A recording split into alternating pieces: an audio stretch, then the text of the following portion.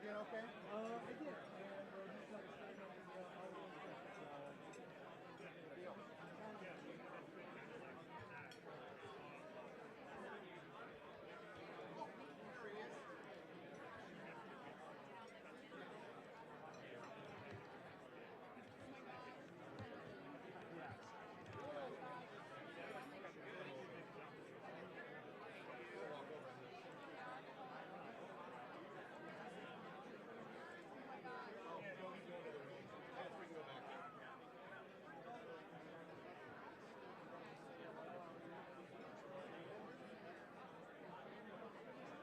Yeah, what are we gonna do?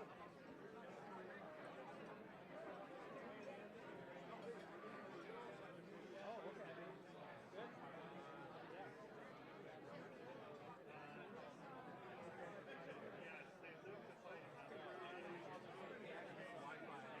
Yeah, there was a piece of paper.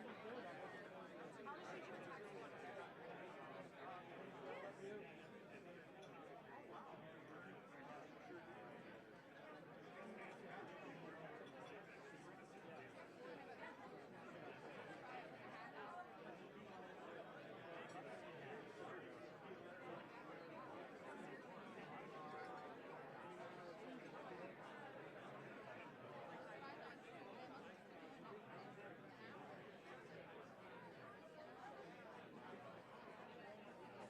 Mind if I just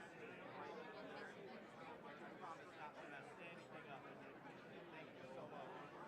I'm very nimble, don't worry about it. I've done it a few times already.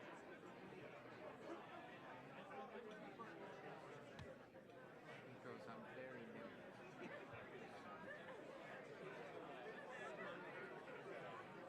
What? Are we taking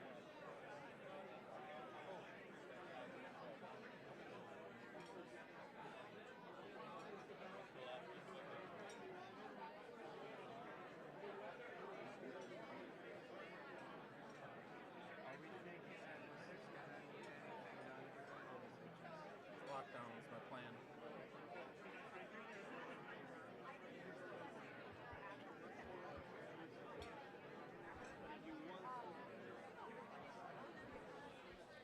Hello. Can you hear me? Okay. I'm not sure. I don't have you feeding to me, so I can't hear you right now, but I will in just a second.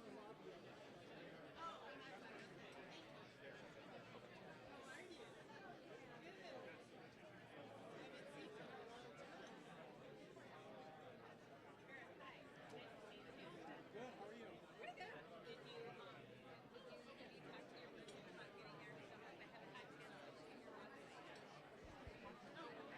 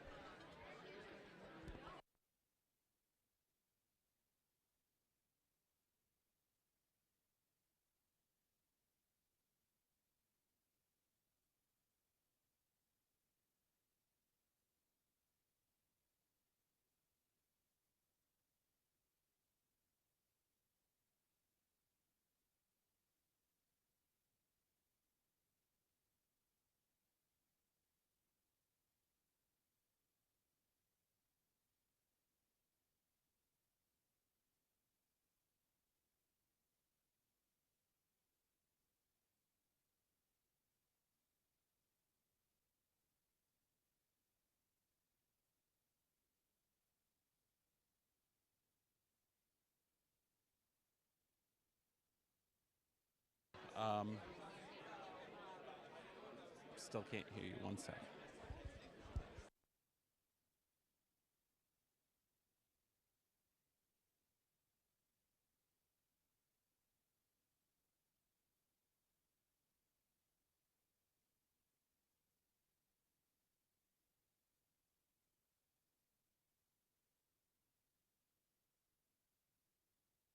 Seeing the front of the room, the camera pointed at the stage.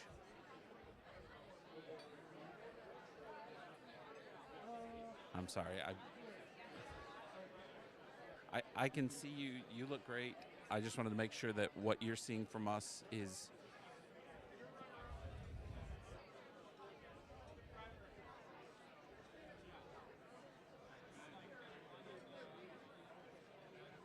How about now? Okay, perfect. So we just need to get the audio worked out. Sorry, he's miking up the other. All right, here he comes. One sec.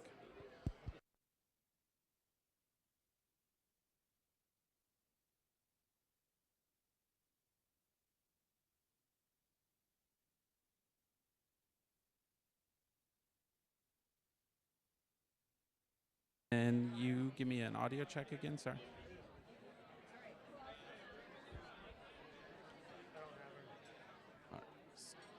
Still not. What's that? Sorry.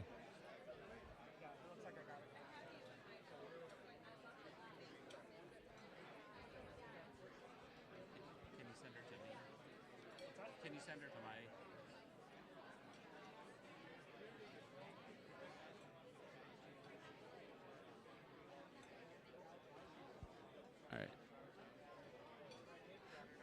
All right. Sorry, one more mic check. Testing, testing. 1, 2, Perfect. 3. All right. Oh, you can hear me. Yes. Yay! Thank you. All right. So we're about 5 minutes out. So we'll be good to go. Everything's set. Thank you.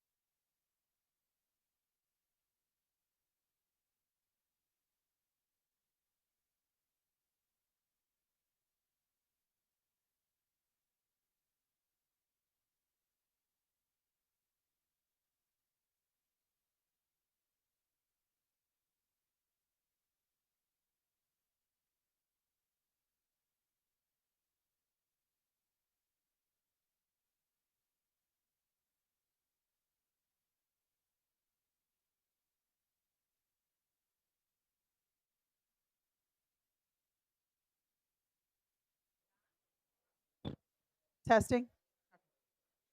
If you could please take your seats, we're going to get started. Thank you.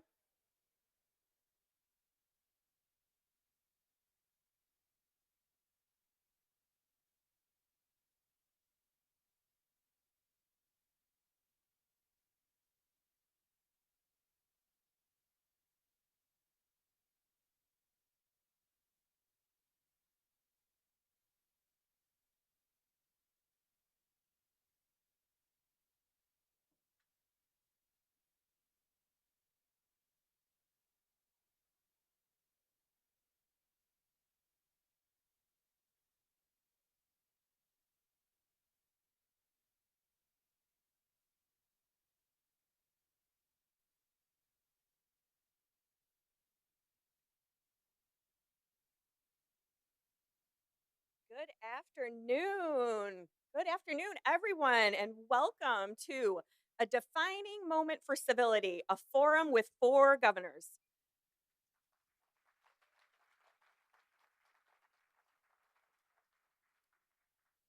My name is Rebecca Warren, and many of you know me from my 14 years of legislative service in the Michigan House and Senate. Thank you for joining us for what promises to be an important and timely conversation. My colleague Tanya Shootmaker, also a 14-year veteran of the Michigan legislature, and I represent an organization called Michiganders for Civic Resilience, a partnership between the Carter Center and the Gerald R. Ford Presidential Foundation. Along with several outstanding organizations, our work is part of the broader Michigan Civility Coalition, a bipartisan, cross-sector effort committed to strengthening how we engage with one another in public life. Before we begin, we would like to recognize a few of the individuals whose leadership makes this work possible. Joining us today from the Carter Center, we are happy to have our colleagues Dan Grant, Tochi Ezkanowa, Sira Zaidi, and our state coordinator from Michiganders for Civic Resilience, Julia Pulver. Thank you, Julia, for all the work you did to make sure everyone had the details they needed today. And from the Gerald R. Ford Presidential Foundation, we are grateful to have Jeff Paulette and Don Cooper with us today. We are thankful for their partnership and commitment to civility. And we are deeply honored to be joined today by the 4 living former governors of the great state of Michigan, each of whom have led Michigan through pivotal moments. Governors, your willingness to come together sends a powerful signal that leadership grounded in respect and service transcends party, ideology, and time in office. At its core, the Michigan Civility Coalition is about affirming a shared set of principles that is needed now more than ever. Presuming goodwill in one another, showing and sharing respect, leading with humility, listening with openness, and communicating clearly, respectfully, and truthfully. These principles are simple, but they are essential to a healthy democracy. Thank you, Rebecca, and thank you all for being here today. The Michigan Civility Coalition brings together organizations with diverse perspectives but a shared commitment to civility, including founding members, the Michiganders for Civic Resilience, the Oakland University Center for Civic Engagement, the Democracy Defense Project, and the Mackinac Center for Public Policy. Together, these partners reflect belief that how we engage matters just as much as the policies debate. So let's give our partners a big round of applause.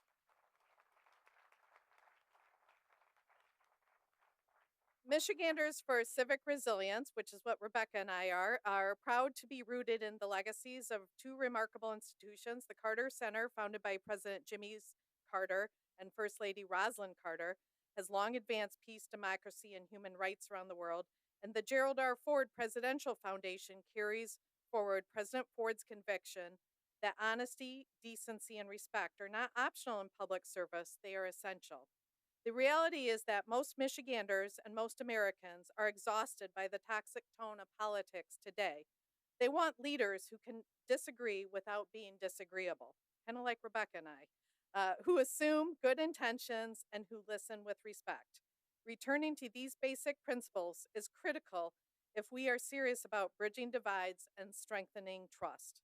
Politics today requires all of us, individuals, organizations, and institutions who want a more civil, more respectful, and less hostile public square to come together and lead by example. That is what today represents. Thank you for being here and thank you for your leadership, and we look forward to a thoughtful and meaningful discussion. It is my pleasure to introduce former House Democratic leader and Senator Diane Byram. Diane is founding partner of Byram Fisk Advocacy Communications, which, along with Harbor Strategic Public Affairs, led by John Selleck, who unfortunately got really sick this morning, is part of the Democracy Defense Project here in Michigan. Diane, take it away.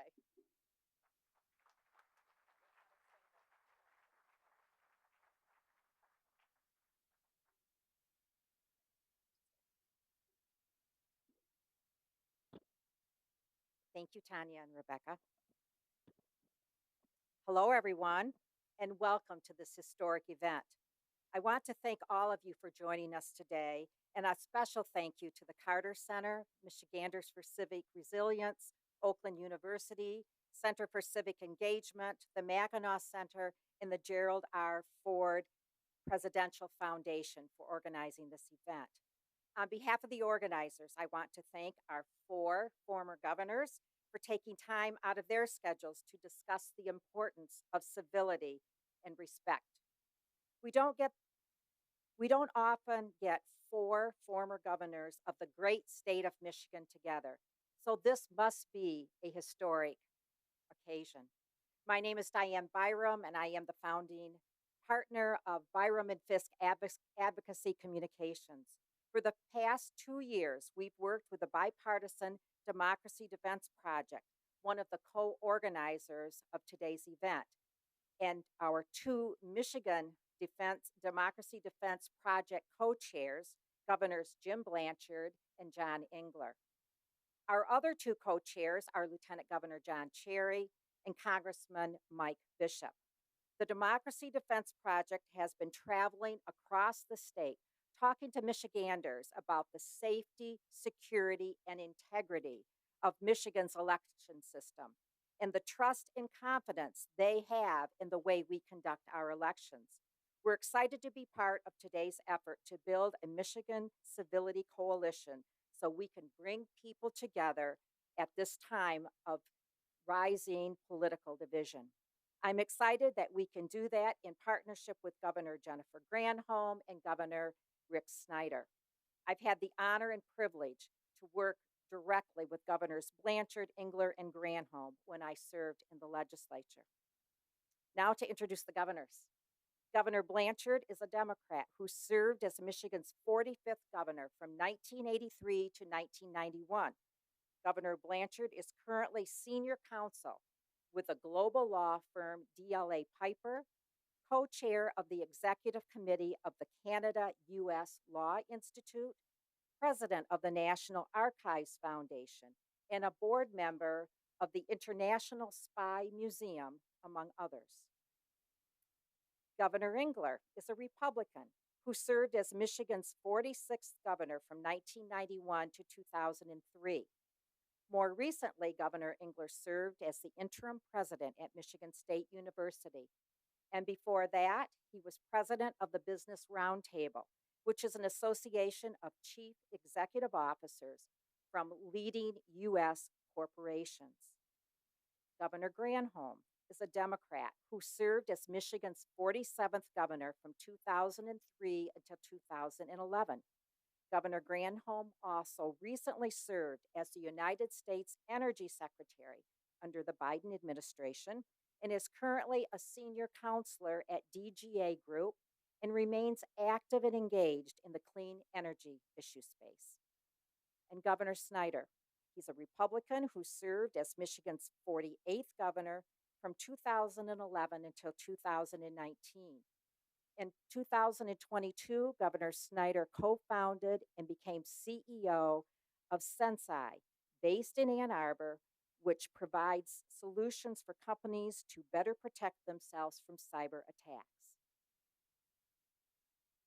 And with that, I am going to welcome our bipartisan panel of former Michigan governors to the stage for our panel. Thank you.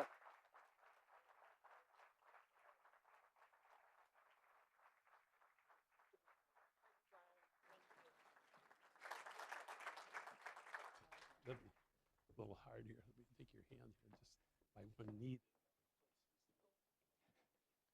Thanks, Aiden.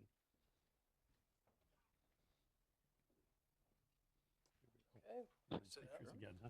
Yeah. Yes, governors, please have a seat. Thank you for being here. Good afternoon, everybody. That was terrible. That was worse than a room full of college freshmen. Good afternoon, everybody. Good afternoon. Thank you. My name is Dave Dulio. I'm the director of the Center for Civic Engagement at Oakland University. We appreciate you being here today for this historic event. Thank you to the governors. Thank you to the co-sponsors. I have the privilege of introducing our moderator for today. For those that don't know, Roop Raj from Channel 2 in Detroit anchors the 5, 6, and 11 p.m. newscasts, and he has Detroit's only daily, nightly political talk show. It's called The Pulse. And Roop, with the crowd here today, you could book out the show for the next year. So we'll look forward to seeing you all on Roop's show. Roop Raj, everybody, thank you.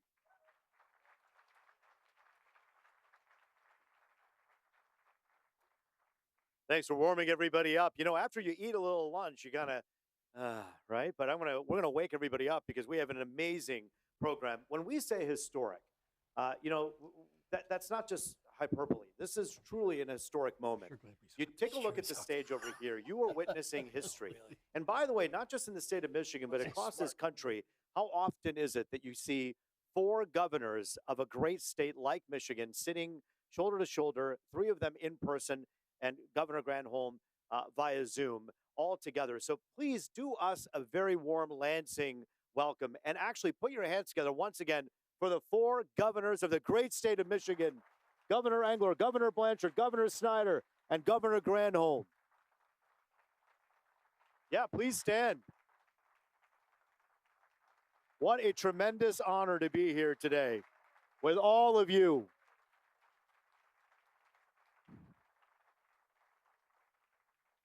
My friends, I got to tell you, the reason that applause is so heartwarming is because of the fact that we have a crisis on our hands in our country. And the crisis is not a Republican one. It's not a Democratic one. It's not an independent one. It's a uniquely American crisis where we can't put our hands together for somebody who perhaps we think differently about certain issues with. And that is a crisis. And it's a crisis of communication. It's a crisis of character. And if we don't solve it together, we're not going to move any further. It's not up to the politicians who are currently serving or the ones who served before in front of you. It's up to each and every one of you to take civility and decency. And we hope today, out of this conversation, you'll perhaps be inspired to bring a piece of that to the dinner table and perhaps onto your Twitter feed, because God knows that's a cesspool. I do want to begin by opening up with each of our governors having a chance to say a few words. Asking a politician to keep their comments to 2 minutes is going to break a Guinness Book of World Records here today, because they are such people of integrity who have great experience and have a lot to say. But I want to remind our great governors, we're going to have plenty of time. But if you just begin with a 2-minute statement, we'll begin with Governor Granholm. Governor, it's so good to see you. Thank you for joining us here today. Do tell us where you think we stand right now when it comes to civility in a couple minutes. Great. Thank you so much, Roop. And to my fellow governors, I really want to thank the Michigan Civility Coalition for hosting. Please forgive my appearance via video. Thank you so much for arranging to make it happen. And I'm super grateful because I've been guilty of internally raging at our president for what I see as his divisiveness, anger bubbles up inside me. It's not good for my Constitution or our big C Constitution. So I am eager to soothe my own raging beast by having a civil conversation with 3 governors who know the importance of respect and bipartisanship, even as we may disagree about the president. I respect all 3 of you immensely, and I'm grateful to share this moment with you. And, you know, in these times, I just think it's important to remind ourselves that, you know, as John F. Kennedy said once, we all breathe the same air. We all inhabit this small planet. And as we all know, separate. We're all awed by the sunsets over Lake Michigan and the joy for some of us of our grandchildren's, small fingers in our hands.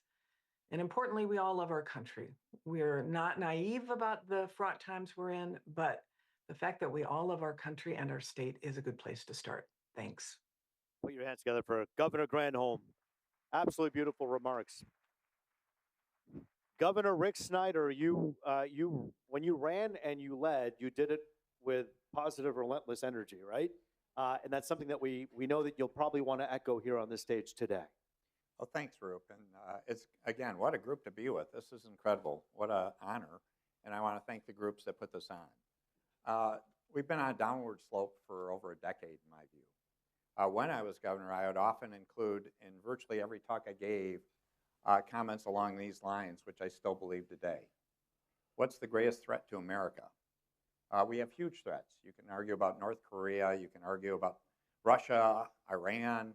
The greatest threat to America, in my view, is us. And that's our lack of ability to get along with one another.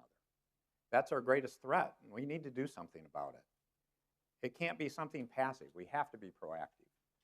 And I often make the comment to people, fighting. We need to stop fighting. Fighting had a role on the beaches in Normandy, not the beaches of Lake Michigan. It is. Thank you. And my answer to it is something you've all heard, but I will reiterate, because I do believe in it. It's part of my essence, is relentless positive action. And what is that? That's a philosophy to say if you're going to operate in the political world or in any world, no blame, no credit, what's the problem, what's the solution, and be relentless in pursuit of positive solutions. That's what we need to move towards. That is the best path for us going forward versus the broken system we have today. Thank you. Thank you, Governor Rick Snyder, ladies and gentlemen. Very good. Thank you. Governor Jim Blanchard. Governor, you've worked with Republicans and Democrats your whole career and done it well. Yes, first I want to acknowledge my partner and wife, Janet Blanchard, is here. Yay. So, and secondly, I want to mention that, because I've never had a chance to do this, that Bruce Timmons is here. He and I were pals from the 2nd grade through the 8th grade. He's here. He's the oldest person I know, a friend in this room. and by the way, he's been a Republican all these years, but he worked bipartisan in the legislature for a long time. You probably know Bruce, John. Bruce very well. Other than, I have a lot to say, and I can't do it in 2 minutes. People who know me know that. But first, I want to thank your parents and grandparents for having voted for me. Thank you very much. Secondly, I had a chance to, these are abnormal times. All of us understand that, but we're not naive. By the way, you guys are part of the solution, not part of the problem in terms of civility and respect and honor. So thank you for being here and understanding and caring. I served with 7 presidents. I went to Congress 52 years ago, Roop. You weren't even born. I went to Congress, and I worked with 7 presidents over that time frame. I never would have thought we would have to have a forum like this. In fact, if it was 2015, we wouldn't be hosting a forum on civility. We had it. We had it. Didn't ever think that we would have people with assault weapons on the Capitol lawn here in Lansing either. I hope all of this has been an aberration. It is abnormal times. I must say this. I have worked with the other 3 governors here. With John Engler when he was Senate leader, we did a lot. We worked at fellow Spartans along with Diane Byram. We cared deeply about our alma mater. We're now co-chairs at the Democracy Defense Project, underscoring the importance of Michigan elections and the fairness and accuracy of them. With Jennifer Granholm, we worked together on her Financial Crisis Council. We worked on campaigns for Hillary Clinton and Joe Biden, the Gordie Howe Bridge. And Rick Snyder, I worked for 8 years with him, and I thank you for your leadership on the Gordie Howe Bridge. So you need to know we are friends and we get along, and we might not agree on stuff. I'm sure we don't agree on everything. But it's important for you to understand that and know that we're committed to working together in the future like we hope all of you will do. Thank you, Governor Blanchard.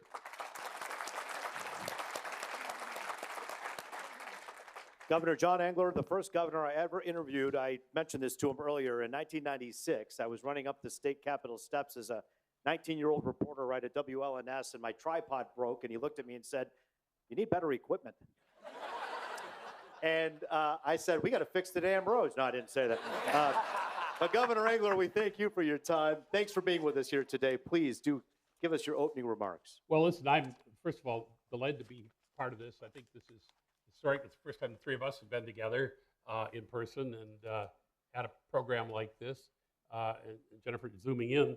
So we've got something that hasn't happened before, the four of us actually on the same stage, more or less. And we're here because of this topic is really important, and I think we're at a time. And you know, we've had lots of challenges in the past. We've got lots of challenges that we're going to face in the future. It is a little bit different now. Jim talks about being abnormal. It is, I suppose. Although in '91, I remember being hung from a tree in the front of the Capitol yard, so that was a little different then. But we get through all of that stuff, and we've managed to have a way of talking through and working through.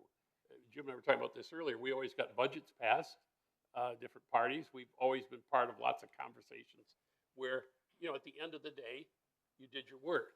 I thought I'd just open and close with, since we're talking about civility, there's a civility compass. I'm on the Ford board, and we're one of the sponsors of the Gerald Ford Foundation, and we talk a lot about Gerald Ford integrity at the helm and what that means and what his example was of serving as a humble servant. But you've got the Carter Center is, you know, long noted for some of the work that it has done. The Reagan Library has what they call a civility compass, and they have charting the course for common ground. It's on their website. Excellent for our discussion today. They mentioned really several key concepts: embrace human dignity, practice deep listening, identify key interests, honor complexity, ground arguments in factual evidence, acknowledge context, show courageous openness, stay connected. That's part of our conversation today. How we do those attributes, which I think lead to being able to have a dialogue. And that's what this is about. I'm a strong believer still in federalism. There's 50 states. It isn't all one size fits all. There's 50 different states. Within those states, there's also lots of different communities. And in those communities and in those states, lots of different approaches to all this. Many of them are useful examples for what we're talking about today. Some not as helpful, but that's what our discussion is about, how to make it better everywhere. Thank you. Put your hands together for Governor John Engler. We're going to go through and talk about a lot of issues here today in the time that we have, from Minneapolis to ICE to decency, civility, and everything in between. But the elephant in the room, as someone who's a moderator of the media, I'd be remiss if I didn't mention, at least for a minute, what it is that we're doing. People think that every other industry is evolving and the media is just sitting here like a dinosaur. We understand and realize that public trust, according to the Pew Institute and national media, is only at 28%. Public trust in mass media is at 28%. The same study, though, shows that trust in local media stands at 70%. It's not lost on me that the same is true for polling that shows that most people trust their local lawmakers more than they do their federal lawmakers, about at the same rate, 70-30. And so we understand at Fox 2, and by the way, I will speak for my colleagues at 4 and 7. You want to talk about civility? I believe that my colleagues at Channel 4 and 7 are doing very much, at least trying to do the same thing that we're doing, which is to be fair, but understanding the difference between fairness and balance is critical when you're watching the news. I host a nightly political talk show where we hold to account Republican leadership, and people say you're biased because you're picking on Donald Trump and the president and the Senate and the Congress. And I said, when you have a president who's ruling by way of executive order more than any other president in recent history, and you have a Senate and a Congress that are Republican, and a Supreme Court in which the majority curries the favor of the president, you better damn well believe that we're holding to account the leaders that are actively in office that are in charge. And you may argue, well, that's not balanced. Well, I'm not going to spend a half hour after I spent a half hour talking about President Trump and the Senate and the Congress and the Supreme Court Now go spend a half hour on the lame duck part of the Congress that is passing bipartisan legislation to help fix the roads. That is balance. Fairness is about facts, and we're going to honor it each and every day. But I also understand that 70% trust can't be eroded anymore. We shoulder the responsibility of getting it wrong, and we'll do it every day. But at the same time, we ask you, each and every one of you, to remember that civility is not up to politicians and the media alone. It's up to you. And I think we can all put our hands together for ourselves as great Americans to hold that responsibility up as high as we expect our neighbors to. Yes? All right. Well, that being said, let's get right to Governor Granholm. First question. There are rules of engagement, Governor Granholm, in any fight. If you're a boxer, you have rules. If you're a wrestler, you got rules. If you're playing basketball or football, you got rules. The rules of engagement in politics used to be that we're going to have restraint from personal attacks that go extreme, and we're going to set aside preconceived notions and move forward. Do you believe that there's a way forward getting back to those rules? I sure hope so. My mom and dad were Republicans, and personally, I long for the days where there was an agreement about certain things. And there's this Venn diagram where we all should be. Part of the rules is that we agree that there's places where we can agree. We all agree we want efficient government, right? We all want good roads. We all want public safety. We all want investment in education with high standards and affordable health care and preserving our state parks and the Great Lakes. It's not hard, I think, to find that part of the Venn diagram that we can all agree on. But, part of the challenge, I think, is that on the presidential level anyway, when candidates campaign in maybe 7 states and they don't hear how other people in small towns, and whether it's Oklahoma or Oregon, when they don't hear how they think, it creates these silos, and it's easy to vilify people when you don't see them. So I know we're going to talk about this, but I think that this algorithmic slicing, the siloing of people on social media is a big culprit, and people aren't swimming in the same pond at all. Their realities, their facts are completely different because their sources are completely different. Content creators who are extreme are rewarded because extremism is more interesting and gets a greater number of clicks, and therefore their followers and their income, grows. Those incentives, to me, are greater for partisanship than they are for civility and unity, and because outrage gets clicks. So efforts like this should be part of the rules, is that everybody engages in conversations that are focused on civility, insisting on civility. It allows us to build a community committed to those 5 principles that were laid out before. But what I will say this, what I hope folks don't come away from with this effort is that we are not in denial, and we're not sort of civility washing the actions of a president who, for many, is not any of the values, does not demonstrate the values that you talk about, like presuming goodwill or showing respect or leading with humility, et cetera, and communicating truthfully. For many people, that is not what is evident. So I think we can be strong and united in condemning behavior that poisons democracy. And since we have a Republican president, it will take more courage for lifelong Republicans to speak up. And I don't know even where Governors Engler or Snyder stand on President Trump, but I am personally really grateful that you are here and speaking out on this. Governor Snyder, right to you. I want to ask you this, that kind of leading to what Governor Granholm talked about. Why would you suppose that it's so much harder now than ever before for people of one party to walk away for a moment and say, I agree with these 5 things, but these 2 things, not so much? There seems to be a religious fervor behind politics that I don't remember being there before. Yeah, to put it in context, I step back a second when I look at all this. And I'm a proud nerd, but this isn't rocket science. Look at the rest of your life and ask yourself the question, the way you see behavior in politics, would it be acceptable in any other part of your life? Would it be acceptable at the workplace? Would it be acceptable at your family dinner table? And I believe we can't control what everyone else does, but we can control ourselves. So the role model I've always had is I've tried to treat anyone in the political world just as if they had been a family member sitting at my dining room table. Isn't that what we need to do? And don't we need to stand up against all the perverse, the messed up, the weird view of this political world? It's not right. And bring the values that we have otherwise in the rest of our lives back to this. And it's about building trust. And it's about having win-wins versus win-loses. In politics, it has become an absolute win-lose sport. Think about that for a minute. When you have a win-win, everyone benefits, and you want to work with them again, and you want to have a win-win again. You're building a relationship. What happens when you have a win-lose? You have a transaction, because it's not rational for someone that's the loser to keep on working with the person that won, particularly if they win all the time.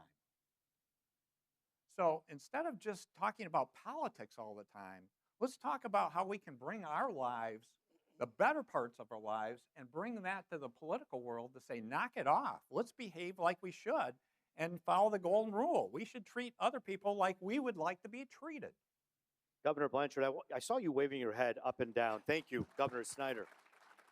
Governor Blanchard, when I heard Governor Granholm talking about the algorithm in big tech, I always say, if you want to know who's controlling your country, look at the first 4 rows of an inauguration. Those are the people who are in charge. And big tech has been a big part of a lot of what we're looking at. But big tech has divided us. And the algorithm says that Blanchard and Engler should disagree so much that we fight in order that, and that acrimony makes money, right? You're concerned about that. Well, yeah. I mean, when I was running for Congress 52 years ago, my campaign manager said, remember, the press loves a good fight. And boring doesn't get the coverage. I want to associate myself with your remarks, Rick, and Jennifer as well. I agree with what you've said. I do want to point out, we got a lot of, first of all, it doesn't have to be the way it is today in American society. It doesn't. And the tone at the top has a lot to do with the issues that we're dealing with. I do want to mention, though, and I think you agree, that, yes, social media and the internet are real problems because people can lie, and get away with it. There's no scrutiny on that usually. There are algorithms, so people are being told what conspiracies tell them they want to do. But as I mentioned to Roop, Fox News nationwide has created an alternate universe here. Anyone who watches that would have nothing good to say about a Democrat. Now, Roop, fortunately, is the local Fox, and you do your own thing. Yeah. And I think that's important. Otherwise, I would not agree to have a Fox narrator to a panel like this because I tune them in, and it's a different world. It's crazy. And we have a problem with cable news, both sides. I think probably it's going to be difficult. We may have to return to the old FCC fairness doctrine, which is when you air opinions, you've got to give the other side the opportunity. I availed myself of that when I was in Congress, actually, and got equal time on a radio show that my opponent had because he was the incumbent. We're going to have to look at things like that. I don't know how you regulate the internet or social media. I wish I knew, but we talk about it all the time, John Engler. I mean, so this is a real problem. So many people don't know what to believe. They don't know where they can get the truth. Now, if everybody read newspapers, frankly, regardless of who the publisher was, I wouldn't worry so much. But young people don't even read newspapers. We were telling some friends, you got to wear a mask. You could catch this COVID. It was like, well, we don't know who to believe. We don't know who to believe. A couple million people died in this country because we had people out there saying it was a hoax. I mean, this is a much more serious issue for our democracy and really good government than I think we admit. And I think the 4 of us could agree that we believe in American exceptionalism, but I think we're going to lose it if we don't find ways to deal with these issues. As I said earlier, you guys are part of the solution, not part of the problem. But I'm really worried about the young generation thinking what's going on is normal and appropriate. It is not normal and appropriate. Thank you, Governor Blanchard. Governor Engler, you and I and the other governors were talking last week in preparation for today's event about how there was a time that people picked up the Wall Street Journal, read the editorial, picked up the New York Times, read the editorial, and looked at the two sides without burning the newspaper in their front yard because they were mad. And it seems as though, again, we've lost that in our phones. Is there a way out? And do you believe the divide is more exaggerated because our noses are dug so deep in our phones? Well, let's do a little survey. How many subscribe to a daily newspaper in this room? See, that is barely half. Yeah. In this room, this has got to be one of the most sophisticated audiences you'd ever gathered together. And you're about half. That's pretty scary. There was a survey done by, again, this was out of the Reagan Institute, but you get regular news from following social media platforms: Facebook 43, this was last year, YouTube 41, Instagram 27, TikTok 23, so on. I mean, Jim's point on social media is it's a real problem, because not only is there no check on truthfulness, often it's anonymous. I mean, you have people that say things there. They can say whatever they want. You don't know who said it. And you talk about feeding conspiracy theories on either the right or left. I would say, Brett Baer recently on Fox, for example, has been doing a segment where he takes a Republican and a Democrat, and trying to find common ground. There's some of the hosts that go too far, but I sure say at MSNBC and The View and CNN, you got just as many examples going the other direction. So I don't think anybody's hands are clean on that. I do think it's the shift to social media that's really exacerbated and put the accelerant, if you will, on the flames of division in the country. How do you push back against that? I do think there's a responsibility on the part of the media, and I do appreciate the distinction with local news versus national news, because I would be interested. We won't do this question, but I'll bet there's very few that watch a national news broadcast here. I just don't think that happens anymore. They might watch, the local.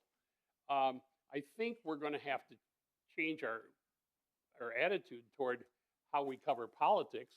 One of the proposals that Rupert and I talked a little bit about, I think, for example, let's take Michigan.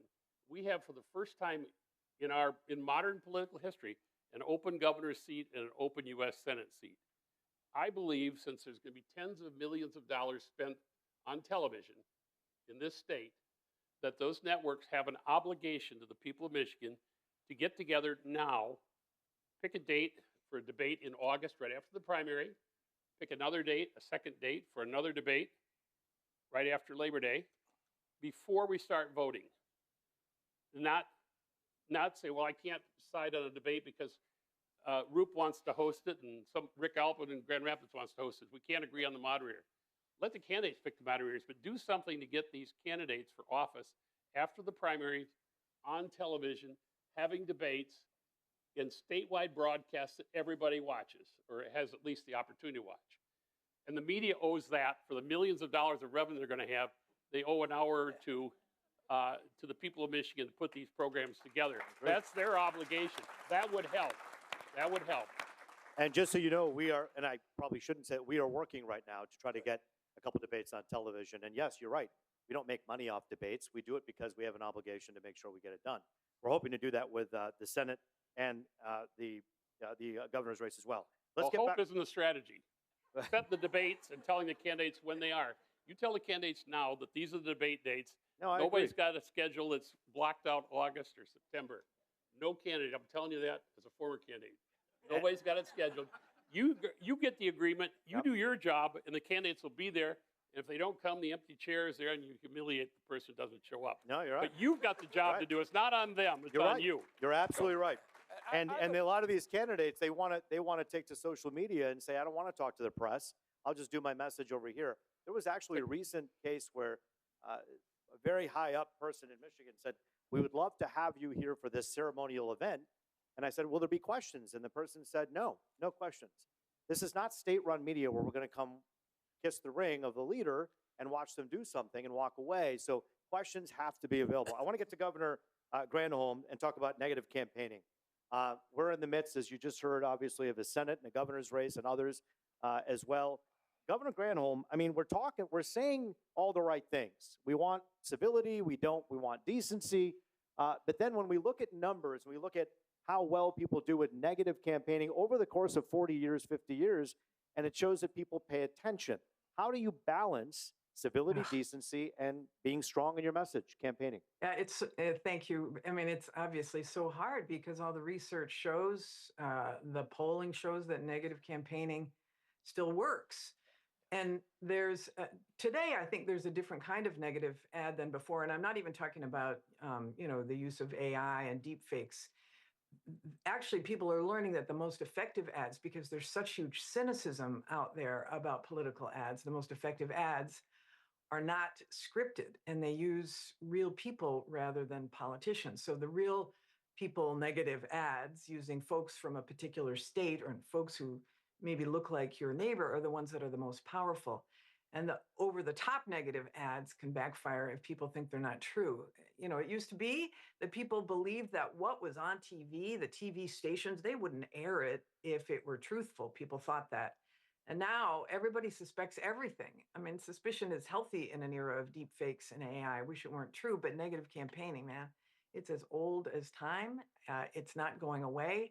But I do believe that there is a strand of the electorate that longs for, as Governor Snyder would say, relentless positive action, that longs for something else. And boy, I hope the candidates in this election, while they can certainly stand up and fight on principle for policies, that it doesn't get personal and it doesn't get over the top ridiculous, because it just contributes to cynicism and the disintegration of democracy.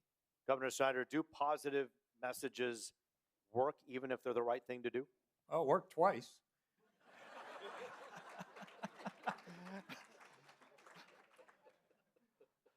Because you know where I am on this. I just think they're bad. And the real answer for a negative ad is just tune it out. Why would you listen to it? Is it going to make your life better listening to it? And what's the benefit of a positive ad or a positive message? And I'm still mentoring candidates. I'm out there helping people in the last cycle. I'm going to help people in this cycle. And before I help someone, I ask them one question.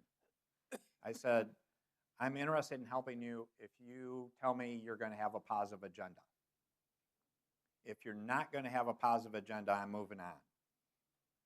And isn't that the approach we should be taking? If you look at the election cycle coming up, do I want someone running for the Michigan House or the Senate to be talking about what's going on in Washington and the mess? Do you think there's going to be any positive discussion about what's going on in Washington for someone running for state office? I doubt it. What I want to hear is them talking about a brighter future for Michigan. What can be done, how we can work together, how we can make our educational system better, how we can do so many different things to do better work. How can we help with affordability, have more jobs, grow Michigan faster? That's the kind of message that I believe the average Michigander is going to react to in a positive way. And that's what people should get excited for to go vote for. How can you get excited to go vote for something negative where people are just tearing someone down?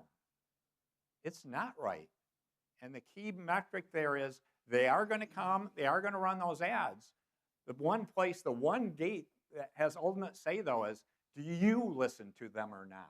Or do you decide, I've got my ears open for the positive message. Those are the candidates I'm going to spend my time on, regardless of their party. I'm going to listen to them if they're talking about something positive. Governor Blanchard, I want to ask you a little bit about the situation in Minnesota. How do you, with civility and decency, move forward with your Republican friends, neighbors, colleagues, and have a conversation about the way things are going there right now? If someone disagrees with masking of agents, and you believe that the mask should come off, and you have a discussion with that, how do you maintain decency and civility and try to move forward? Well, I'd be working at it if I was there. I lived in Minneapolis for 3 years in law school, so I had never lived in a city, a big city that was more safe and more civilized. And so it's hard for me to watch people demonize the Minnesotans, really is. I'm not there. I'm glad that Tom Homan went in there and is trying to tone down the dialogue, and he's pulling out 700 ICE agents. But I also want to tell you something that you probably don't know. During Barack Obama's administration, he deported more people than any president in history. 3.1 million people were deported, and that doesn't count people who self-deported or people who were turned away at the border. And there were no masks, There were no cheap theatrics. People weren't being thrown down on, I don't even think they were wearing military uniforms. They weren't being thrown down on the pavement and handcuffed. None of that was going on. But the immigrant community was very unhappy with Barack Obama. They called him deporter-in-chief. So that's an example of the fact that things don't have to be the way they are. They can change. That would be my message in dealing with ICE. They have no business wearing masks. They say, well, somebody will find out who they are and harass their family. Yeah, a National Guardsman from Texas is going to be uncovered in Chicago, and every law enforcement officer risks that, and they live in the community. So, but I want to switch subject just briefly. In terms of solutions, look, we're all agreeing on most of this. I would say this to all of you. Ask your kids and grandkids if they wouldn't like to help a candidate somewhere on a campaign. You learn so much. That's how I learned politics. And pick a candidate. Maybe it's a local race, maybe it's school board, maybe it's governor, whatever. Pick a candidate and go that you think you admire and work for them and learn about things. If everybody here got one person to do that in these elections, it would personally be enlightening for them, and it would also be good for our society, because I think our responsibility, you've said it, and I know Jennifer believes it, and so does Sean.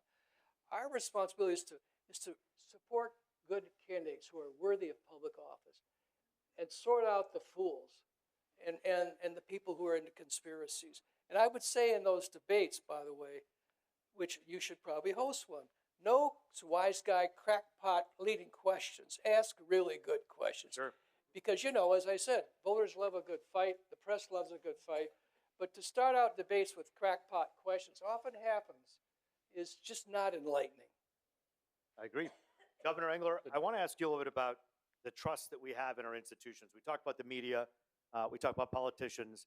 What about our elections? I think it was the Democracy Defense Project. Right. They did 2 years of polls, and they essentially said in those 2 years that the overwhelming majority of Michigan residents for the 2024 election believed that the election was run with integrity. Obviously, that wasn't the case in 2020. How do we restore faith in that? We just have more elections, because I think our Defending Democracy Project has pointed this out. And one of the things that Jim and I are proud of, along with Mike Bishop and John Cherry, as people learn more about what the controls are that are in place, their confidence goes up. I mean, that's, does it to say that there's never been a mistake? I mean, we saw in Ann Arbor there was a mistake. We had somebody who wasn't a citizen voted. Now that person actually got caught. Hopefully he's, facing whatever consequence. There are allegations that the non-voters are. We need to clean up the rolls. I think we all agree on that. That's not a partisan issue. Maybe there's not agreement on how that gets done, but for heaven's sakes, and there's complete agreement only citizens should vote, and there's complete agreement that people should only vote once. So that's just a matter of enforcing the law. And I think if people understand that is the law and it's going to be enforced, we're a long way down the road to security. The other thing that I believe is part of this, and certainly we thought 24 in Michigan, but 24 across the country, I mean, was pretty good. When you have a bad outcome, that doesn't mean the election process got rigged. It might mean your candidacy, didn't get the job done, or the other candidate did something. There's lots of reasons why people win and lose elections. There's no question in the Republican Party, there's a lot of unhappiness going all the way back to after 2020, when the president who lost the election went to Georgia and screwed up 2 Senate seats that probably should never have been lost and have never been won back. Now, go out and talk about that all the time, but I can tell you there's plenty of unhappiness over that. And Jim's point on Minneapolis is you send Tom Homan and all of a sudden the conversation changes, and now what do we have? An agreement with the local officials, that they're going to take somebody who's got a criminal record in the jail and turn them over. When President Obama was conducting programs, there weren't sanctuary cities. Nobody said, we're a sanctuary city, you can't come here. And there wasn't a lack of cooperation. Some of this, in politics has gotten very performative, and this is sort of performative in the extreme. We have paid organizers who organize these things. And we have a lot of people who I think legitimately have as they should have, complaints about what they've seen and how actions are carried out. And this change of personnel in Minnesota brought the temperature down, got an agreement, and hopefully we'll be back to a little bit more normalcy.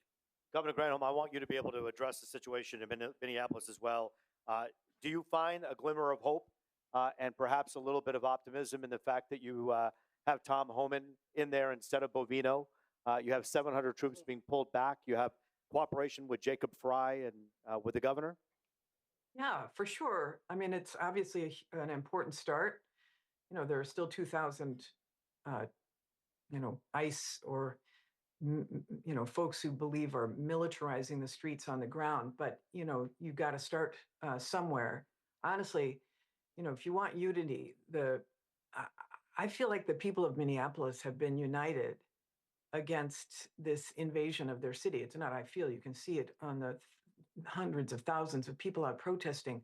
But I've really been inspired by the peaceful demonstrations of expression of those people who are telling the federal government they don't want their city taken over or militarized in some way. And those images, the power of citizen protest, of peaceful citizen protest, is one of the reasons I know that there was pressure for this pullback. And again, here, I mean, on immigration, this too is a Venn diagram of everybody agrees that we should be deporting violent criminals. Everybody agrees we need to secure the border. And after that, I think it's important that people agree what comprehensive immigration reform looks like. But it's easier to find common ground when folks are not pepper sprayed or shot in the streets. So I'm encouraged by this step. And I think citizens brought this about. And that gives me just an enormous amount of inspiration, honestly. Governor Snyder, if you were in office as the governor of Minnesota during a time like this, as you reflect and watch what's unfolding, what would positive, relentless action look like in the midst of a crisis like this? Well, again, I glad to see the progress going on that's happening today, and I hope that continues. Because the context I'd give you is, if you look at Minneapolis, that could be any place in Michigan. Minneapolis is a fabulous place. I appreciate Governor Blanchard bringing up his time spent there. I mean, it's a wonderful city with wonderful people. Think of Grand Rapids, think of other places in Michigan, and ask yourself the same question. If you would have had that many people showing up from the federal government, what would happen in any community, particularly in the Midwest? So it's good that people have now recognized the pendulum went too far, and now it's being pulled back. And the question is, let's keep on bringing it back, bring the temperature down, and still recognize we need to deal with illegal immigration, particularly of violent people. But again, you know me, I was always very pro-immigration for legal people to grow our country. That's what America is. So we do need comprehensive reform in the long run to do a better job in this country. Governor Blanchard, as you know, the tone right now, obviously we talk about temperature. I'll tell you, I've been doing television for 30 years. I've never gotten so much mail telling me to go back to where I came from. I live in Rochester, and they're telling me to go back to Troy, I guess. But I like Rochester, and we don't want to go back. We're not going back. I had someone last week correct me on a pronunciation and tell me that here in America we speak English.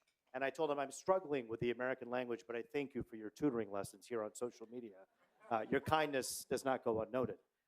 There's the temperature, even when something is innocuous, the mere presence of a brown dude on TV saying something that I wasn't Newsmax or Fox News promoting President Trump, but instead making an issue of questions that all Americans have about the way things are going, and then go back to where you came from.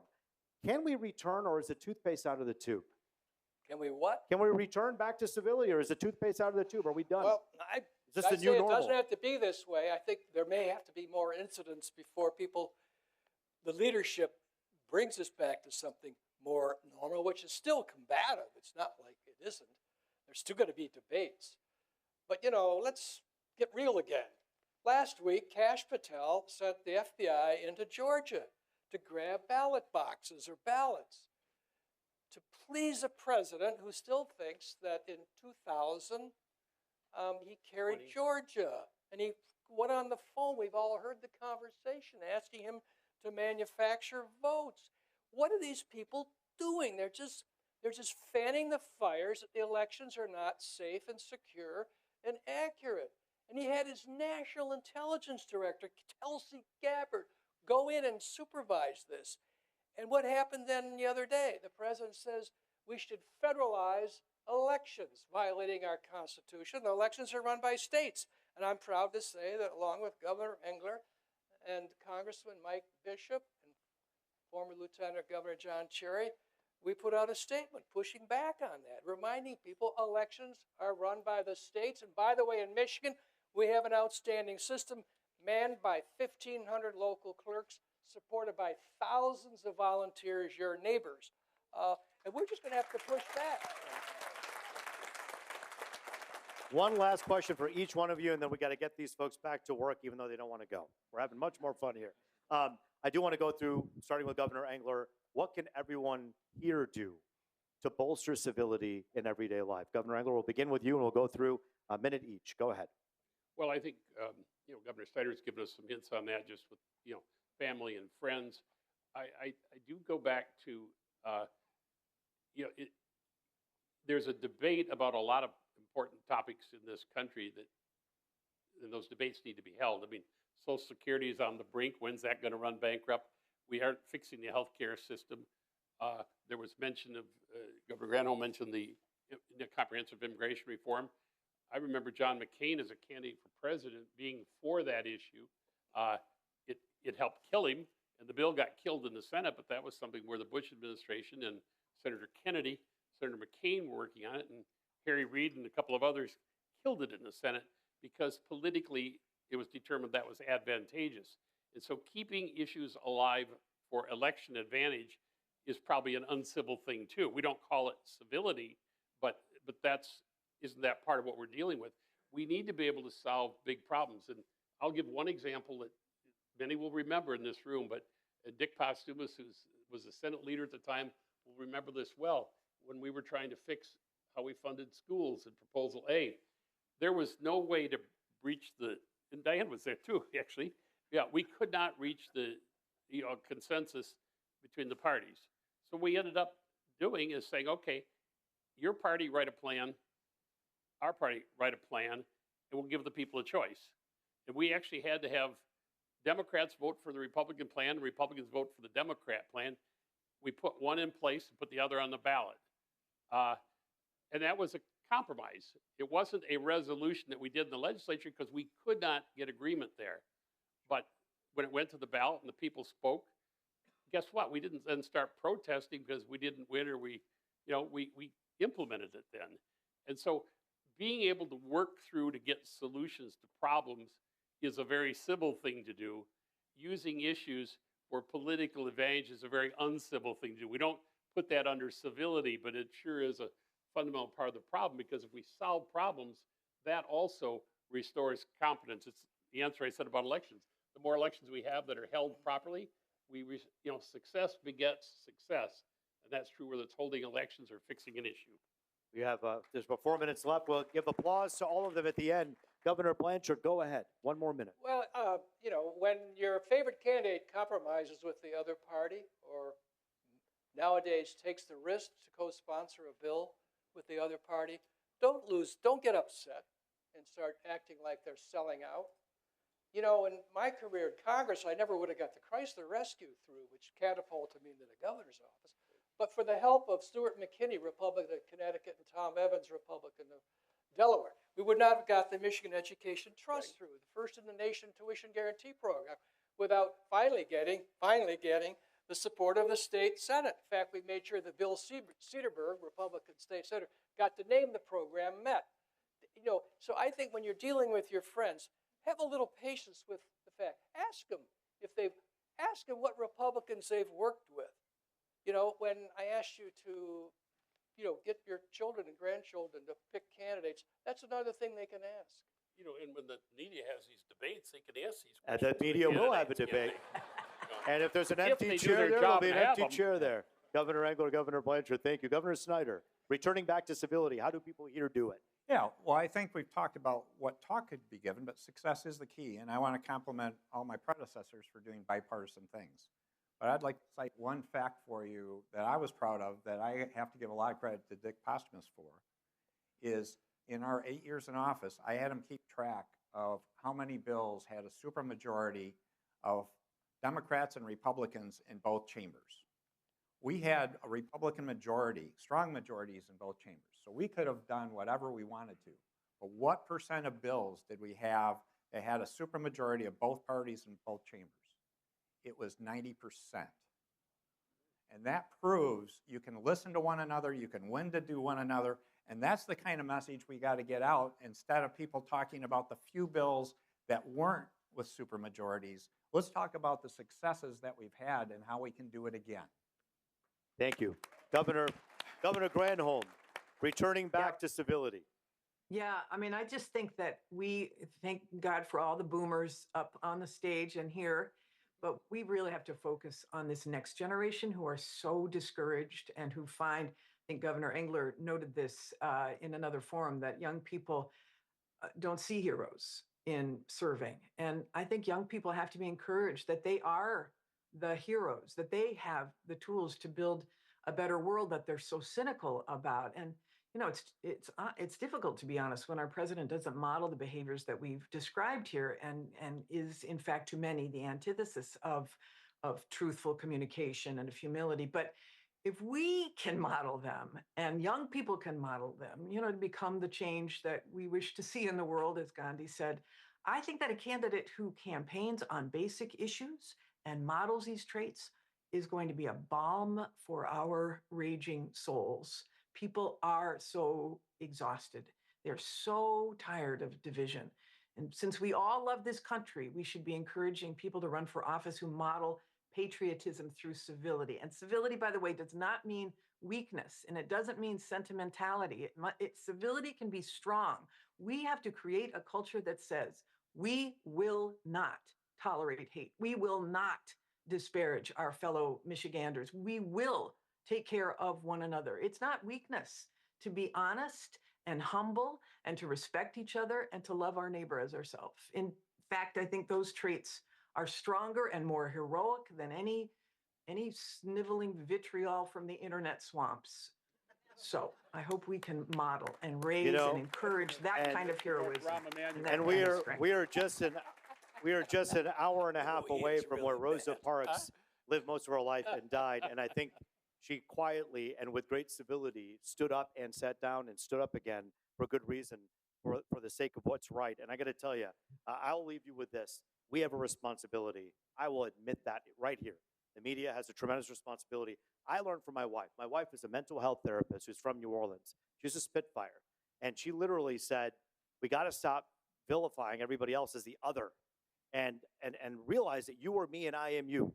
And what that means in therapy world is when a couple is fighting with one another, Julie's job is to figure out how to find common ground and how to make sure you don't make the other the enemy. And if we can do that in a grander scale than just couples and relationships, man, we could have better neighbors, couldn't we? We could do it with Oakland University's help and with all the great organizations here. The 5 major principles I leave you with, the 5 core principles: presuming goodwill, a desire to understand; showing and sharing respect, no personal attacks; leading with humility, knowing that others have something to offer; listening with openness, setting aside preconceived notions. Don't tell someone to go back to where they came from. That's number 4. Number 5, communicate clearly and respectfully and truthfully. And I think we all have it in us to do it. I got to say, I've learned a lot here today. I want to thank Governor Granholm, Governor Snyder, Governor Blanchard, and Governor Engler. Put your hands together for each and every one of them. Please stand up. And now, here's Joe Lehman with the Mackinac Conference for Public Policy to wrap things up here today. I'm not a boomer, I'm a war baby. Yeah. And you're up.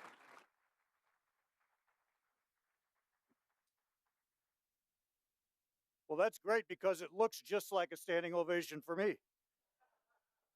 Thanks, Roop. Thank you, governors.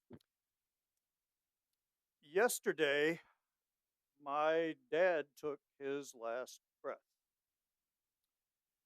It was important for me to be here. It was important personally. That's how much we believe in these principles at the Mackinac Center.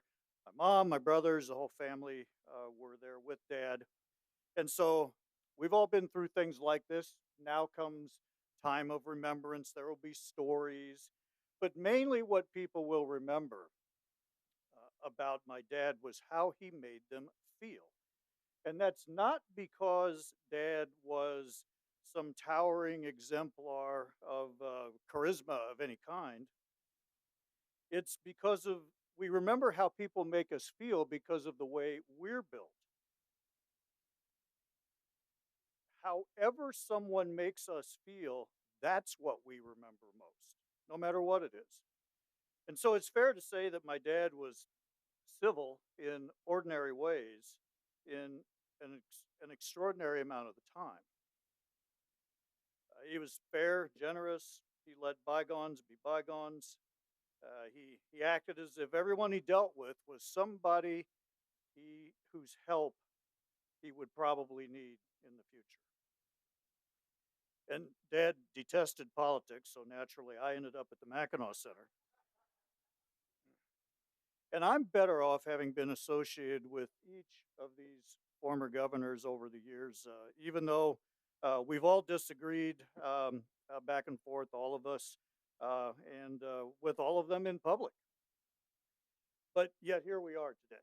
And we can work with just about anyone if we stick to two things. And these are kind of an echo of the principles Roop mentioned. Presumption of goodwill goes a long way. It just simply means where you start with somebody is assuming that they want a lot of the same stuff you want, or at the very least, they don't mean to destroy you. And the second thing is expect conflict. You know, we're not children, we're adults, and this is politics, not beanbag. Expect conflicts, but channel it in a productive way. Politics means you don't get all you want. And even those rare times it seems like you do, you won't have it for forever. Now, free speech is the area where we show commitment to these ideals. And if we want durable social change, it has to be undergirded by something other than blunt force. Jim Leach was a Republican congressman who eventually switched parties, and he said about civility, civility is not about dousing strongly held views. It's about respecting other perspectives. And free speech is letting other people voice their perspectives. Free speech is to social progress as the scientific method is to scientific progress, material progress. You don't get one without the other. So if we want to get better, and as a society, if we want to live in relative peace with one another, we want to acknowledge one another's basic human dignity, we need the kind of social progress free speech and civility promote. So I'd like you to join others who believe these things. I invite you to join the Michigan Civility Commission if you want to advance civility in the public square. You've got a QR code in front of you, and it is that easy to add your voice to the Michigan Civility Commission, Michigan Civility Coalition. You're here today, that's a great start. You know, we're at the biggest ticket in town today. That's this is a fantastic event. And as great as this event was, the state of Michigan can be great also. You know, we look at how Michigan, at the Mackinac Center, we look at how does Michigan rank in various ways.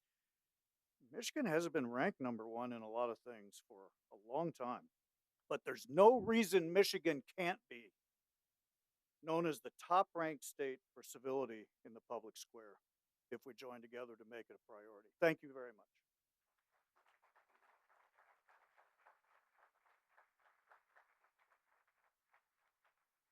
And we are dismissed.